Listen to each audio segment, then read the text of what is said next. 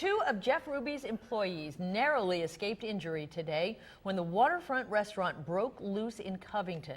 So, what does this mean now for Ruby's plans to reopen the facility? For the answer, we go live to 9 on Your Side reporter Tom McKee. Tom?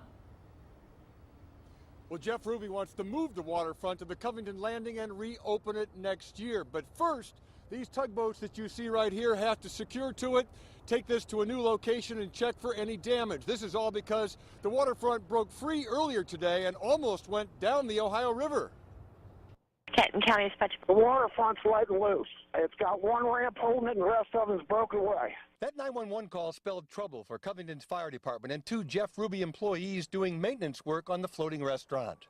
The ice coming out of the Licking River piled up and it caused it to break loose, and it was wild after that. Steve Poe quickly tried but failed to escape. I tried to run off the main ramp and I got about halfway down there and it fell in the river, and then I was able to get back onto the main barge. Bob Fogel had just gotten to shore when the cables snapped. First ramp broke loose, second ramp broke loose, and the third one held the bars till it turned all the way all the way around. The waterfront moved about 50 feet downriver, tore utility lines, and hit a bridge pier before coming to rest along the shore. Pretty lucky. Got away from the electric and gas.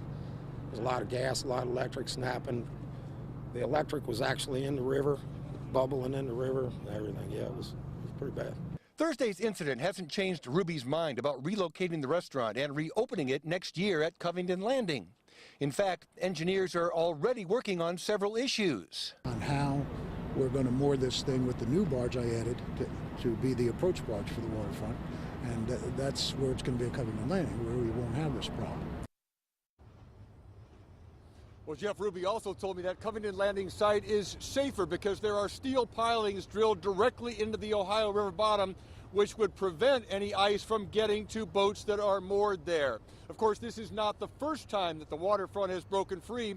You might recall back in March of 2011, when it broke free on a Friday night, there were 120 employees and patrons on board at the time. Everybody was rescued safely. Ruby is hoping a third time's not a charm for his riverfront restaurant. Tom McKee, 9 on Your Side, live in Covington.